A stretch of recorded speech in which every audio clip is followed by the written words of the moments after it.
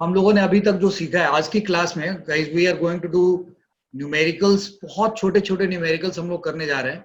It's just we are trying to make self aware that how to solve Coulomb's law numericals, या Coulomb's law के base पे numericals कैसे solve करते हैं। तो I have come with 6 questions today, and इसके बाद की क्लास में थोड़ा और डिफिकल्ट क्वेश्चंस के साथ सेट करेंगे। तो let's see, we are going to start this. So by Coulomb's law, what we have concluded is still now that force vector का magnitude is k q1 q2 by r square, that is 1 by 4 pi epsilon q1 q2 by r square. और इसी epsilon को हम epsilon not k भी लिख सकते हैं 1 by 4 pi epsilon not k, जहाँ पे k डायरेक्टली कांस्टेंट है, q1 q2 by r square. And for air, that is if medium between charges is air, तो हमारा ये फार्मूला f का वेक्टर का mod is 1 by 4 pi epsilon not q1 q2 by r square है. Is that clear to all of you? यहाँ तक तो सब कुछ है ना, right? So now what we are going to do is, हम लोग अपने आप को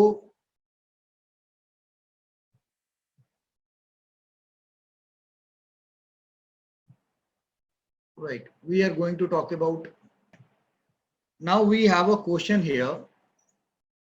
आप सब लोग इस क्वेश्चन को फटाफट पेपर पेन होगा, पेपर होगा, फटाफट इस क्वेश्चन को नोट करो और उसको सॉल्व करो. You have a 3 minutes time to solve this question. जल्दी से, making you understand this. So what I'm going to do is, आप सब लोगों ने यहाँ तक तो पढ़ लिया ना, there are two charges repel each other by 180 Newton, and when separated by this 3 centimeter, when separated by 3 centimeter, their sum is 9 microcoulomb. Then find value of charges separately. Now see what you are going to get here in terms of answer. Q1 plus Q2 is 9 microcoulomb, that is 9 into 10 ka power minus 6 coulomb. That is Q1 plus Q2 is equal to this given है, और F is equal to 180 Newton दे रखा है. So 1 by 4 pi epsilon naught into Q1 Q2 by r square, ये formula है F का, and that is equal to 180. So this implies, यानी कि this value is equal to what? भाई F की value रख दी आपने 9 into 10 का पावर 9 न्यूटन मीटर स्क्वायर पर कूलम स्क्वायर. Q1 Q2 रख दिया, और 3 सेंटीमीटर डिस्टेंस था, तो 3 into 10 का पावर माइनस 2 मीटर कर दिया आपने, उसका स्क्वायर कर दिया, इज इक्वल टू 180 न्यूटन. जो गिवन इंफॉर्मेशन है, यहाँ फॉर्मूला रखा हुआ था, F 180 न्यूटन दे रखा है, ये 180 न्यूमेरिकल वैल्यू है, ये भी इस फॉर्म में रखा हुआ. जब यूनिट रखा इधर, तो इधर भी यूनिट रखा.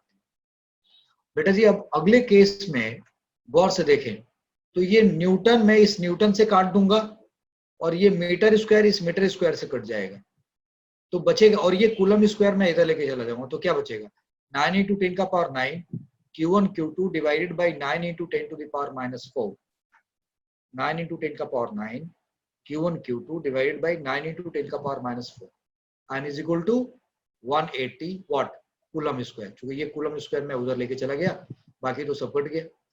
तो अब इसको सॉल्व करो, ये -4 ऊपर जाकर के क्या हुआ? 10 का power 13 Q1 Q2 is equal to 180 coulomb square आ गया.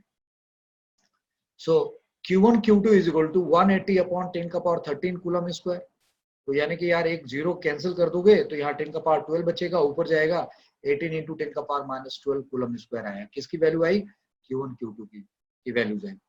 Now if you look at this data further, कि आपने बताया Q1 Q2 की वैल्यू आ गई जस्ट 18 into 10 का power minus just Q1 Q2 की वैल्यू हमारे पास आई 18 into 10 का पावर -12. ये रिजल्ट आया हुआ हमारे पास. Q1 Q2 की वैल्यू 18 into 10 का पावर -12 कूलम स्क्वायर है. सो Q1 Q2 is how much? 18 into 10 का पावर -12 कूलम स्क्वायर. अब इस डाटा को हम आगे यूज कर रहे हैं, एक फॉर्मूला यूज कर रहे हैं, a माइनस b का whole square is equal to a plus b का होल स्क्वायर माइनस 4ab, यानी कि Q1 माइनस Q2 का whole square is equal to Q1 plus Q2 का whole square minus 4 Q1 Q2 लिख सकते हैं ना भाई ऐसा. And when we can write this, तो उस केस में हमारे पास रिजल्ट क्या आया? उस केस में अगर आप इस रिजल्ट पे देखें, सो Q1 माइनस Q2 का होल स्क्वायर 9 into 10 का पावर -6 का होल स्क्वायर, अभी आपने Q1 प्लस Q2 की वैल्यू रखी है, -4 इंटू, यहाँ पे आपने Q1 Q2 की वैल्यू निकाल ली 18 इंटू 10 का power -12। This is idea is that कि अगर हम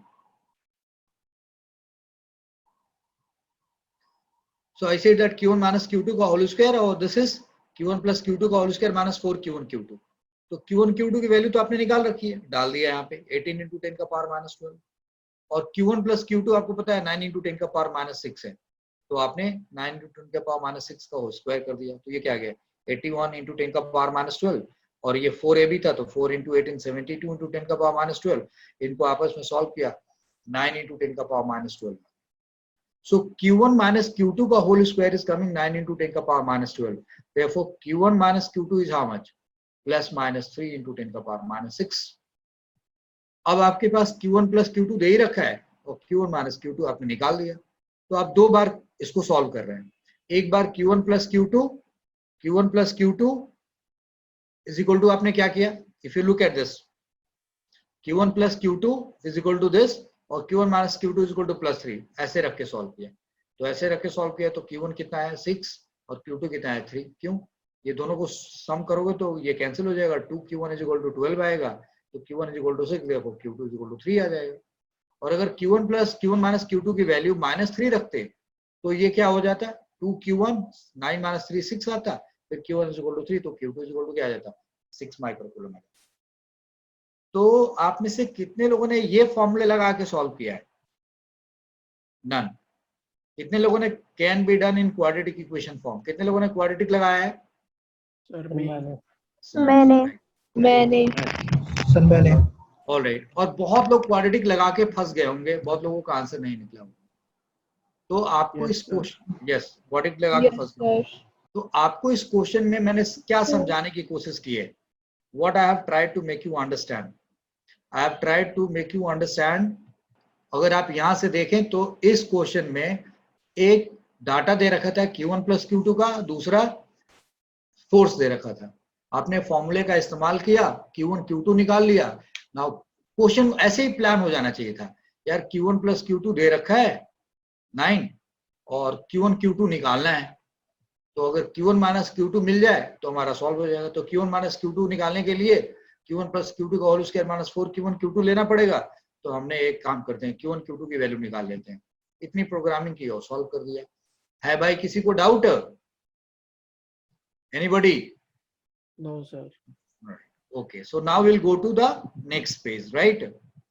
अब हमने यहाँ पे ये देखा है अभी तक, we must know that CGS unit of charge is known as stat coulomb. अभी तक ये मालूम नहीं था ना हमें भाई, ये इंफॉर्मेशन नया है ना आप सबके लिए?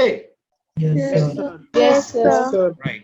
तो right, MKS unit of charge हमें मालूम है कि कूलम है, and we must know that CGS unit of charge is known as stat coulomb. तो अब अगर हमें मालूम है कि ये स्टैट कूलम है, तो इस स्टैट कूलम को ध्यान में रख करके हम लोग अब एक क्वेश्चन करने जा रहे हैं।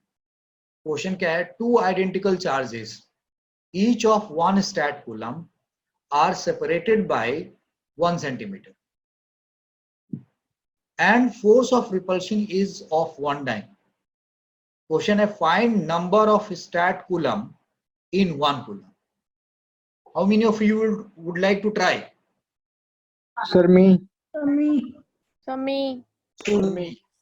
तो आप सब लोगों, देखो 6:25 का टाइम हो रहा है, नाउ 6:30 5 मिनट का टाइम पे स्टार्ट होएगा। चलो जी। So now guys we have this question और हम लोग इसके आंसर की तरफ चलते हैं। तो इसके आंसर की तरफ अगर चलें, so something like this, इस क्वेश्चन में मीडियम मेंशन है क्या? नो जी नो सर। राइट। पिछले क्वेश्चन में मीडियम मेंशन था क्या?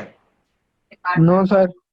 ओके, अब ये एक पहली बात ये सीखनी है कि जब चार्जेस के बीच में मीडियम के बारे में कोई मेंशन ना हो और साथ साथ कोई हिंट भी ना हो कि कोई दूसरे तरीके का मीडियम है या नहीं है, मतलब किसी डाटा से, then we must understand that the medium is air. तो इस क्वेश्चन में भी मीडियम के बारे में कोई मेंशन नहीं है। See what I'm writing here. Medium is not mentioned or no hint for any other medium. This implies medium is air. Now what we are going to do? we have this data F is equal to K Q1 Q2 by R square. ये हमारे पास formula है. That is 1 by 4 pi epsilon naught Q1 Q2 by R square. Now in this case, force is given as a 1 dyne. Okay. और 1 by 4 pi epsilon naught की value हमें मालूम है 9 into 10 का power 9 newton metre square पर coulomb square. And R is given 1 centimeter. And Q1 is equal to Q2 is equal to 1 stat coulomb दे रखा है. तो मैं इस सारे डाटा को इस फॉर्मूला में डाल देता हूँ F is equal to this इसमें. So F is equal to 1 dyne 1 by 4 pi epsilon naught की वैल्यू डाल दी, Q1 और Q2 की वैल्यू डाल दी, 1 stat coulomb into 1 stat coulomb. और नीचे जो R है वो 1 सेंटीमीटर है तो 1 सेंटीमीटर का स्क्वायर. इतना तो विजिबल है ना सबको? यस. हाँ जी sir. Right. Now 1 alright. Now 1 dyne is equal to 10 9 into 10 का power 9 newton metre square upon coulomb square 1 stat coulomb square upon. अब ये 1 सेंटीमीटर था तो मैं इसको मीटर में कन्वर्ट कर रहा हूँ तो 10 का पावर -2 मीटर का स्क्वायर कर दिया इसको. एक तरीके से यहाँ पे मैंने इन दोनों को 1 स्टार्ट कूलम स्क्वायर बना दिया, 10 का पावर -2 मीटर स्क्वायर बना दिया. Now this is quite clear to all of you, right? So now थोड़ा सा आगे बढ़ते हैं. तो अब हमारे पास 10 का पावर 1 dyne को मैंने यहाँ क्या बना दिया 10 का पावर -5 न्यूटन. 9 into 10 का power 9 newton metre square upon coulomb square. ये स्टैट कूलम स्क्वायर और ये 10 का पावर -4 मीटर स्क्वायर. हाँ जी, मीटर स्क्वायर इस मीटर स्क्वायर से काट सकता हूं मैं, राइट? और ये न्यूटन में चाहूं तो इस न्यूटन से काट सकता हूं और ये 10 का पावर -4 यहां लेके जा सकता हूं. तो ये हमारे पास क्या निकल गया है 10 का पावर -4 10 का पावर -5 के साथ गया वहां पे. थोड़ा ऊपर चाहिए हमें. So what we are going to get it like कि ये जो हमारे पास 10 का पावर -4 था वो यहाँ पे 10 के पावर -9 बन गया, -5 और -4 -9 बन गया. और ये 10 का power 9 newton metre square coulomb square metre square होगा. अगले स्टेप में मीटर स्क्वायर से काट देंगे, न्यूटन से काट देंगे तो बचेगा क्या है stat coulomb square upon coulomb square. और ये 9 into 10 का पावर 9 को हम इसके नीचे लेके चले आएंगे. So what we are going to get from here, so this is 10 का पावर -9 और ये 9 into 10 का पावर 9 नीचे. तो ये क्या आया 1/9 into 10 का पावर 18 ये नीचे आ गया. Stat coulomb square upon coulomb square. Square root ले लिए दोनों तरफ. तो अगले स्टेप में क्या आएगा स्क्वायर रूट लेने पे 1/3 into 10 का power 9 is equal to stat coulomb upon coulomb. आया जी स्क्वायर रूट लेने पे. अब ये कूलम इधर ले जाओ और स्टैट कूलम ले लो. तो 1 coulomb is equal to 3 into 10 का power 9 stat coulomb. This is your information. तो कितने लोग सही हैं भाई? मैं. हु इज मैं? भानुज. ओके. अच्छा सर 10 की पावर गलत है जी, तो गलत है फिर. So now alright. So the idea is that कि 1 coulomb is equal to 3 into 10 to the power 9 stat coulomb. Right. Hello, किसका माइक है बेटा? प्लीज बैकग्राउंड बंद करो. So this 1 coulomb into 3 into 10 का power 9 stat coulomb. So must learn this forever. 1 coulomb 3 into 10 का power 9 stat coulomb. So now from here, anybody having any doubt related to this? हाँ जी, किसी को कोई doubt है? देखना है ये सॉल्यूशन कैसे हुआ, फिर से देखना है या आगे चलें? चलो जी नेक्स्ट आगे चलते हैं. किसी का कोई डाउट तो नहीं है ना? All right. ना अभी जो हमने सीखा है अब उसकी बात करते हैं.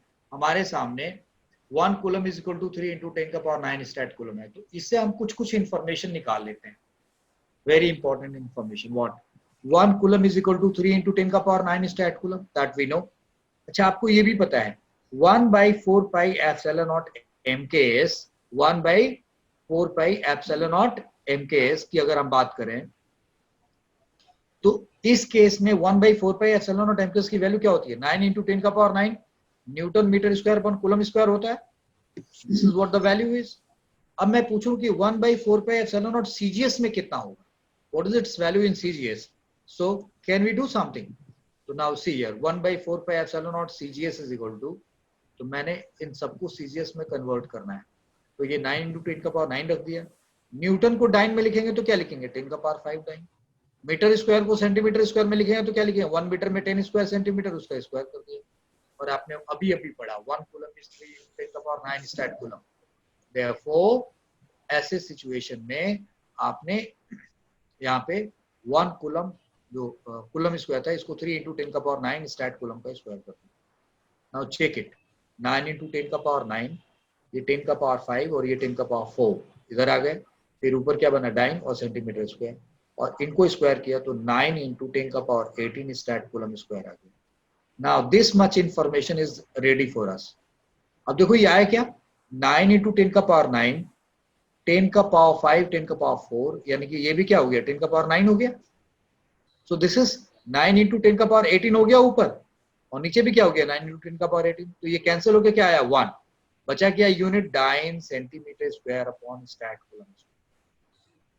क्या खास बात है ना, 1/4 पाई एप्सिलॉन नॉट की वैल्यू सीजीएस में 1 dyne centimetre square upon stat coulomb square, और एमकेएस में भाई 9 इंटू 10 का power 9 newton metre square upon coulomb square. ये दोनों ये सारे इंफॉर्मेशन आपको याद रखना होगा। ये हम कहा यहाँ तक कैसे पहुंच पाए, ये इंफॉर्मेशन से 1 coulomb is equal to 3 into 10 का पावर 9 स्टैट कूलम। अब अगर मैं आपसे बोलूं कि CGS value of epsilon not क्या होगा, what will be the value of CGS value of epsilon not, तो हमने बोला 1/4 पाई एप्सिलॉन नॉट सीजीएस आपने निकाला 1 dyne centimetre square upon stat coulomb square आपने निकाला, राइट। तो ठीक है, this much is equal to इतना। तो अब अगर यहां से ये एप्सिलॉन नॉट को इधर लेके जाए और स्टैट कूलम इधर आ जाए, डाइन सेंटीमीटर इधर आ जाए, मतलब क्रॉस मल्टीप्लाई हो जाए, एप्सिलॉन नॉट यहाँ से इधर लेके आ जाओ, ये क्या आ गया, एप्सिलॉन नॉट सीजीएस की वैल्यू क्या आएगी 1/4 पाई, और क्या स्टैट कूलम स्क्वायर इधर आ गया था, डाइन सेंटीमीटर नीचे आ गया था। तो आपके पास एप्सिलॉन नॉट की वैल्यू सीजीएस में क्या आ गई 1/4 pi stat coulomb square upon dyne centimetre square. तो ये बिल्कुल नया इंफॉर्मेशन है, एक this information, then this information, then this information. ये रिजल्ट आपको याद रखना होगा कि 1/4 pi epsilon naught in CGS is this much. अब आप सब लोगों के सामने एक छोटा सा सवाल है, राइट। 2 चार्जेस, इसको आपको जबानी सॉल्व करना है, you have to solve it, right. So see here 2 charges 3 stat coulomb and -6 stat coulomb are separated by 3 centimetre, दोनों के बीच में 3 सेंटीमीटर का डिस्टेंस है। Find nature and value of force, nature and value of force. Medium, in case medium is air, and another thing that medium is having dielectric constant of 4. बताओ जी, 1 dine, सोच समझ के जवाब देना है। 2 डाइन, 2 डाइन, 2 डाइन तो दिख रहा होगा आपको स्क्रीन पे, नहीं? सर दूसरे का 1/2 डाइन। ये अर्पित ने बोला? Yes sir. अच्छा ठीक है, बिल्कुल सही आंसर है भाई, right. So look at this here, it's so simple, 1/4 pi epsilon not CGS में 1, नाउ 3 इंटू 6 और नीचे 3 का square that is 9, so this is 18 और नीचे अपॉन 9, so this is 2 डाइन। तो नाउ 1/4 पाई एप्सिलॉन नॉट, अगर इसको सॉल्व किया तो so now this is 1/4 pi epsilon naught, और नीचे क्या आ गया यहाँ पे, अब मीडियम, यहाँ पे तो एयर था तो यहाँ पे क्या हो गया 1/4 पाई एप्सिलॉन नॉट, यहाँ k q1 q2 by r square, तो 1/4 पाई एप्सिलॉन नॉट की वैल्यू हो गई 1 और यहाँ k रख दिया 4, so 1/4 this is 3 into 6 upon 9 that is 1/2 dyne. Arpit तुमको ये दिख तो नहीं रहा था ना दोनों का आंसर पहले? No sir. अच्छा, यकीन कर लो कि तुम सही बोल रहे हो? Yes sir. चलो जी ठीक है। So now this is the small question, now will talk to next question now here. So अब आगे बढ़ते हैं, तो हमारे पास ये क्वेश्चन खड़ा है जी, ठीक है। You all have, this is 643। इस क्वेश्चन को सॉल्व करने के लिए मैं आपको 7 मिनट्स का टाइम दूंगा। How many minutes? How many minutes? 7 minutes. हाँ, 7 मिनट के अंदर क्वेश्चन तो सबको दिख रहा है ना आपकी स्क्रीन पे? Yes sir. राइट, तो अब 7 मिनट में आपको ये क्वेश्चन सॉल्व करना है। देखिए क्या कर पाते हैं। टाइम स्टार्ट 6:44 हो रहा है मेरी घड़ी में। चलिए,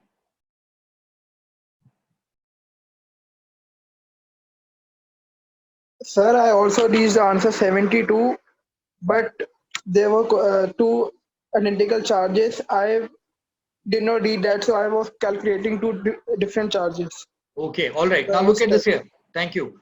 Now look at this. Here the question is two identical charges repel each other by 69 when separated by 9 centimeter. If one of charge value is increased by 56 stat coulomb and the separation is increased by 3 centimeter, then force of repulsion again becomes 16 dyne. Then find initial value of charges and dielectric constant of the medium in between. Now इस question में dielectric constant लिख करके ये hint दिया जा रहा है कि जो मीडियम है in between that is not air. अगर होगा तो वो खुद ब खुद वन निकल के आएगा। सो मतलब आप इसमें वन नहीं लेके चल सकते। That is what the hint is here. Okay, now so let's see what we are going to do here. तो थोड़ा सा हमने इसको आगे किया। Right, so what we see that अगर आप we know that F is equal to this result we have F is equal to 1 by 4 pi epsilon naught epsilon r q1 q2 by r square, keeping all in CGS क्योंकि सारा data यहाँ CGS में दे रखा है। So what we can do here, अगर CGS में रखेंगे तो 1 by 4 pi epsilon naught की वैल्यू 1 रख दी, epsilon r रख दिया, q1 q2 को बराबर रख दिया q और 9 सेंटीमीटर था तो 9 का स्क्वायर कर दिया। So 16 is equal to this, ये इक्वेशन 1 है। इसको थोड़ा और छोटा किया तो इक्वेशन 1 को ऐसे भी लिख सकते हैं 16 is equal to q square 9 का स्क्वायर 81 और एप्सिलॉन r, ये हमारा शॉर्ट फॉर्म है। एंड दूसरे वाले में 16 ही रहता है फोर्स 1 by एप्सिलॉन नॉट, क्योंकि 1 by 4 पे एप्सिलॉन नॉट तो 1 ही हो गया। And this is q under bracket q plus 56 और डिस्टेंस 9 plus 3 हो गया दैट इज 12 का स्क्वायर। तो ये इक्वेशन टी को और छोटा करो तो 16 इज इक्वल टू क्या हो गया q under bracket q plus 56 and 144 epsilon r। इस इक्वेशन का लेफ्ट हैंड साइड इस इक्वेशन का लेफ्ट हैंड साइड बराबर है तो राइट हैंड साइड को बराबर होना पड़ेगा। So from 1 and 2 it is very obvious that q square मतलब this q square plus 56 q square plus 56q upon 144 epsilon r और इसका q square upon 81 epsilon r बराबर होगा। एप्सिलॉन r काट दिया आपने, एक q भी कैंसिल कर दिया तो बचा क्या q by 81 और इधर क्या बचा q plus 56 by 144। अब क्रॉस मल्टीप्लाई कर दो this and this 144q is 81q plus 81 into 56। फिर इसको आप इधर लेके जाओ तो ये क्या हो गया 144q minus 81q is equal to 81 into 56। इन दोनों को सॉल्व किया तो ये क्या है 63q is equal to 81 into 56। and now if you take it further so 81 into 50 अब यहाँ से q is equal to क्या है 81 into 56 by 63। सो अगर आप 7 का टेबल में लेके चल 9 के टेबल में लेके चले तो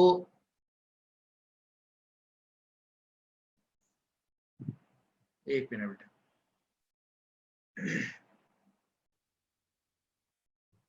या 7 के टेबल में देखिए तो 7 8 जा 56 और 7 9 जा 63। तो ये 7 8 जा 56 होगा 7 9 जा 60 होगा। फिर इसको काट दिया तो ये क्या हो गया 9 हो गया। तो 9 into 8 क्या होगा 72 यानी कि q is equal to 72 stand. और अब इस डाटा को उठा के इक्वेशन 1 में डाल दो। यहाँ पे ये दिख रहा है ना सबको 1। तो now 16 is equal to 72 into 72 81 और epsilon r। So epsilon r is equal to what 81 into I mean epsilon r इधर आ गया 16 यहाँ पे आ जाएगा 72 upon 81 into 16। अब आप इसको सॉल्व करेंगे तो क्या आएगा रिजल्ट 9 के टेबल में काटेंगे आप तो ये आएगा 9 और ये आएगा 8। सो 8 by 9 72 by 16। 8 से इसको काट के 2 बना दिया और इसको 9 से इसको काटा 8 by 2 is equal to 4।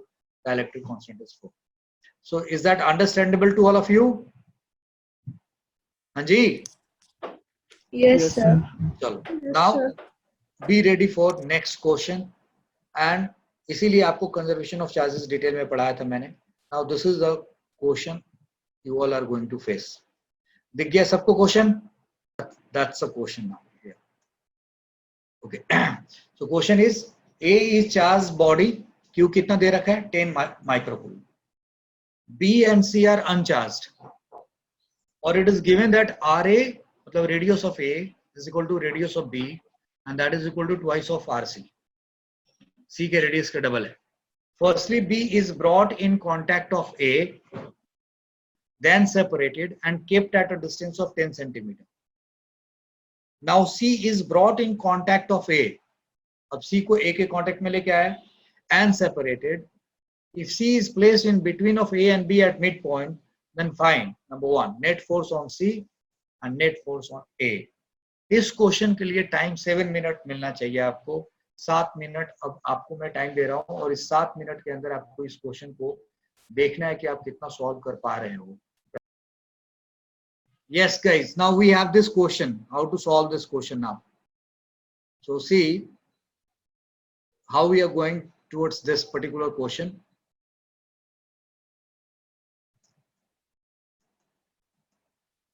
See, पहले मैंने बोला कि ओके ए एंड बी पे लाइक ए बी सी है, इनके रेडियस दे रखा है और चार्ज दे रखा है. लाइक पहले कैलकुलेशन ऑफ चार्जेस करते हैं. So calculation of charges on A B and C की बात करते हैं. ए पे पहले से चार्ज कितना है 10 microcoulomb. B and C are uncharge, यानी बी पे 0 सी पे 0. और अब क्या किया गया, A and B are contacted and separated और this is given radius is equal to radius of B. तो भाई अगर अब चार्ज डिस्ट्रीब्यूशन होएगा उनके बीच में तो पोटेंशियल सेम होना चाहिए, और पोटेंशियल सेम होने के लिए अगर रेडियस सेम है तो चार्जेस भी सेम होने चाहिए. So that is Q dash A, यानी ए पे पहले चार्ज जो क्यू ए था अब क्यू डैश ए हो गया, बी पे चार्ज जो क्यू बी था अब वो क्यू डैश बी हो गया, और रेडियस बराबर है तो इन दोनों को बराबर होना पड़ेगा. And Q dash A plus Q dash B by conservation of charge principle, जितना सिस्टम के पास पहले से इन तीनों का सम 10 माइक्रोकूलम है तो 10 माइक्रोकूलम होना पड़ेगा. अब क्यू डैश बी को आप क्यू ए के बराबर रख दो तो क्या आ गया 2 Q dash A is equal to 10 microcoulomb, यानी कि Q dash A is equal to 5 microcoulomb. यानी कि now A has 5 microcoulomb, B has 5 microcoulomb and C is uncharged. अब क्या किया गया है कि कहा जा रहा है now C is brought in contact of A.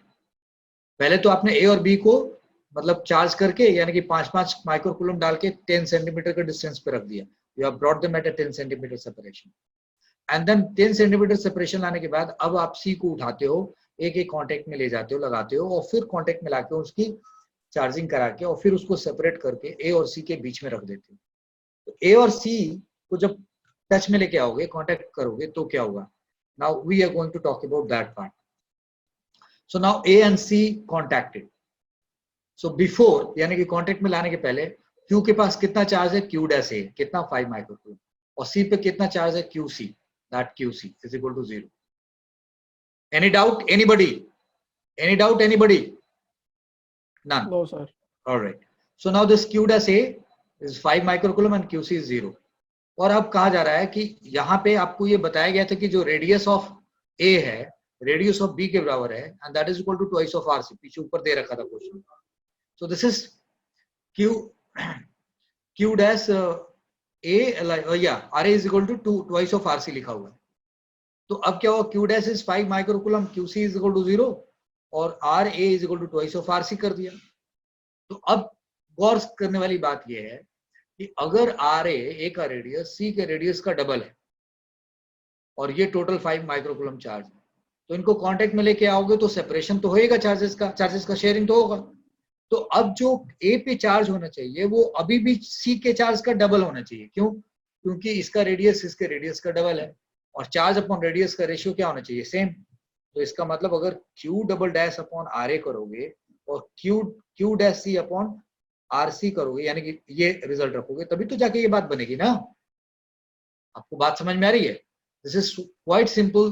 What we are saying that कि सी पे जो चार्ज होएगा उसका डबल करोगे तो ए का चार्ज आना चाहिए. क्यों? क्योंकि सी का रेडियस का डबल ये.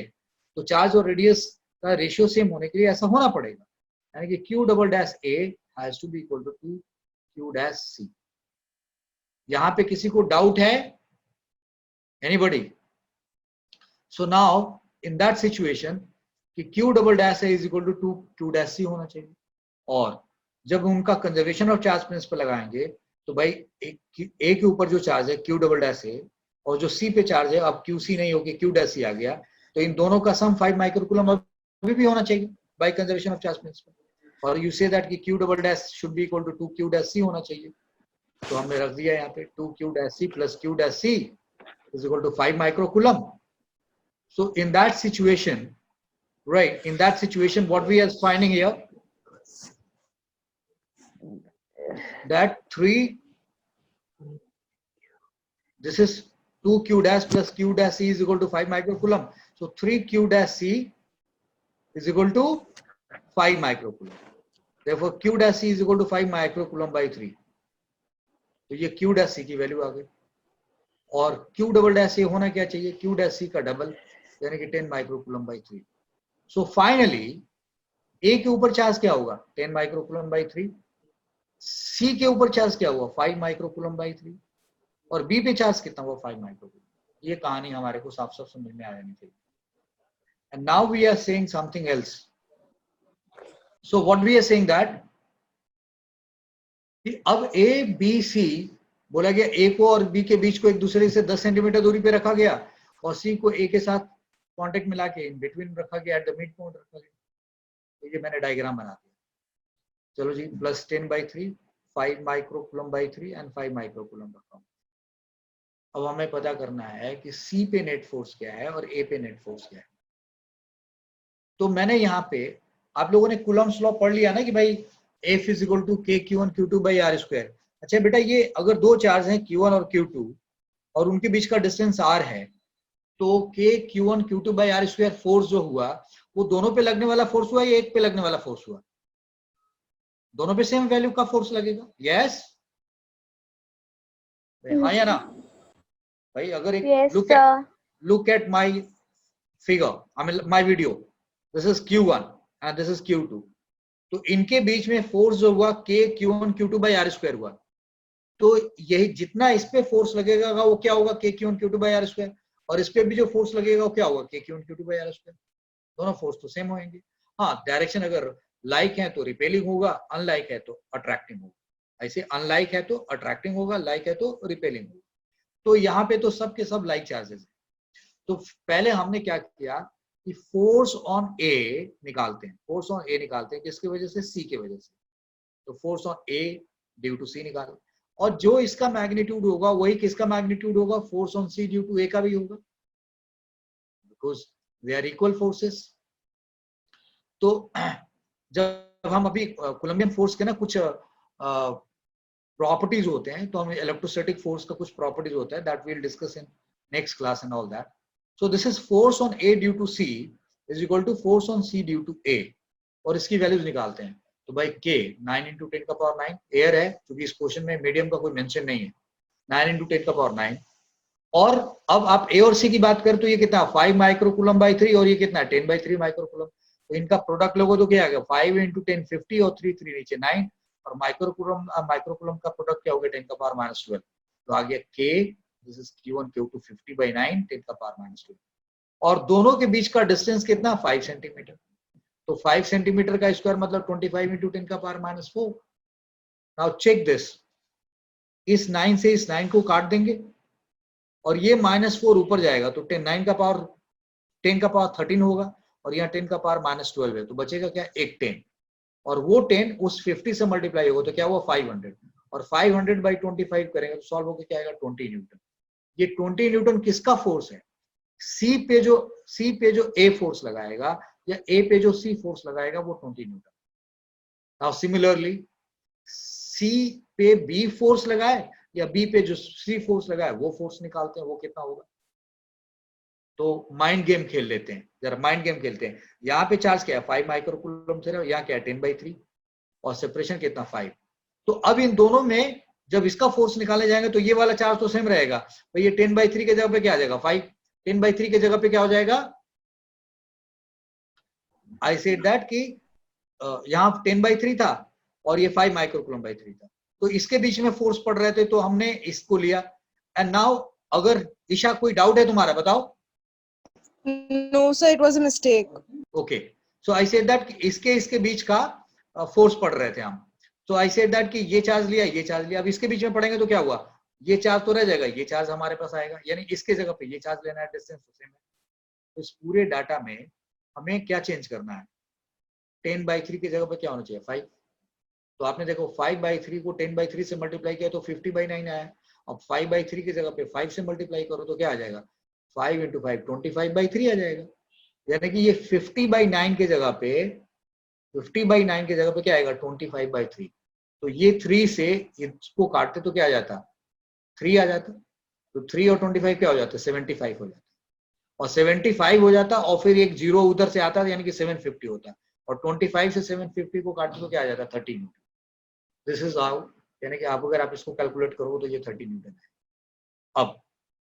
अब हम कह रहे हैं force on A due to B निकालो या बी पे फोर्स निकालो ए का। ये फोर्स निकालते हैं तो क्या होगा के this Q1 this Q2 upon distance कितना है 10। तो के फिर 5 और 10/3 का मल्टीप्लाई क्या होगा 50/3 10⁻⁻12 और इनके बीच का 10 सेंटीमीटर का डिस्टेंस है यानी कि 100 × 10⁻⁻4 है। I hope you all are able to see this is 10⁻⁻4। अब बेटा इसको सॉल्व करते हैं हम लोग। तो 10⁻⁻4 ऊपर गया 9 और 4 13 13 - 12 10 यानी कि 550 × 10 इज 500 500 वो हो गया और 3 और 9 कट के आपस में क्या बच गए 3। सो 500 × 3 इज 1500 1500 अपॉन 100 दैट इज 15। तो 15 न्यूटन का फोर्स आ गया। सो ये अब सारे डाटा जो हमें इस क्वेश्चन को सॉल्व करने के लिए चाहिए निकाल लिया। हमसे पूछा गया नेट फोर्स ऑन सी। तो सी पे कौन फोर्स लगाएगा ए किधर की तरफ इधर की तरफ रिपेल करेगा और बी भी फोर्स लगाएगा सी पे किधर की तरफ इधर की तरफ। तो यानी कि ए ने जो सी पे फोर्स लगाया वो राइट है और बी ने जो सी पे फोर्स लगाया वो किधर है लेफ्ट है। तो बी और सी के बीच का जो फोर्स है वो 30 न्यूटन है और ए और सी के बीच का जो फोर्स है 20 न्यूटन। तो कौन सा फोर्स बड़ा है भाई 30 न्यूटन वाला लेफ्ट वाला और राइट वाला कितना है 20। तो इस पे नेट फोर्स कितना हुआ 30 - 20 दैट इज 10 न्यूटन लेफ्ट। हो गया जी, ये हमारा सॉल्व हो गया। अब 10 न्यूटन लेफ्ट की तरफ आ गया। अब हमसे पूछा गया कि यही काम करो आप 1 ए पे निकालो। तो सी जो ए पे फोर्स लगाएगा वही फोर्स होगा जो ए ने सी पे लगाया वो कितना है 20 न्यूटन। तो सी किधर लगाएगा ए पे फोर्स लेफ्ट की तरफ और बी भी सी ए को रिपेल करेगा किधर लगाया लेफ्ट की तरफ। तो ए पे लगने वाला अभी दोनों फोर्स क्या है सेम डायरेक्शन में। और सी ने जो ए पे फोर्स लगाया वो कितना है जी दैट इज सी ने जो ए पे लगाया वो कितना है 20 न्यूटन और बी ने जो ए पे लगाया वो कितना है 15 न्यूटन। तो दोनों फोर्स को ऐड कर दिया कितना हो गया 35 न्यूटन किधर की तरफ लेफ्ट की तरफ। सो आप सब लोगों को समझ में आया यस सर। राइट। अगर वो कंजर्वेशन ऑफ चार्ज का कॉन्सेप्ट हमने डिस्कस नहीं किया होता तो क्या लगता है कि आप लोग इस क्वेश्चन को सॉल्व कर पाते भाई right. It was difficult right. Now what we are going to do is we are going to come to a next sheet today and this portion we are going to talk about it. This is the question we have right. इसको हम लोग जबानी करेंगे ज्यादा time नहीं लेंगे। अक्षय इस question को पढ़ो। Find the ratio of electrostatic force and gravitational force for first part 2 electrons, second part 2 protons, third part proton and electron. Electron mass of electron given है मास ऑफ प्रोटॉन गिवन है जी की value दे रखा है। तो कहा जा रहा है कि भाई दो इलेक्ट्रॉन के बीच में जो इलेक्ट्रोस्टैटिक फोर्स होता है रिपल्सन होगा और उनके बीच में जो ग्रेविटेशनल फोर्स होगा। Now what we are going to discuss is here ये देखो जी नेगेटिव चार्ज और नेगेटिव चार्ज है तो ये दोनों एक दूसरे को रिपेल करेंगे ना यस। और ये दोनों के ऊपर मास है तो इनके बीच में ग्रेविटेशनल फोर्स भी लगेगा अट्रैक्ट भी करेंगे। so these two will be attracting due to gravitational force and these two will be repelling due to the electrostatic force। तो फिलहाल हमें पता है कि इलेक्ट्रोस्टैटिक फोर्स और ग्रेविटेशनल फोर्स में से कौन किससे बड़ा होगा हमें ज्यादा पता नहीं। तो पहले इसको सॉल्व करके देखते हैं फिर बात करते हैं। दो इलेक्ट्रॉन के बीच में इलेक्ट्रोस्टैटिक फोर्स निकालते हैं that is Fe E for electrostatic.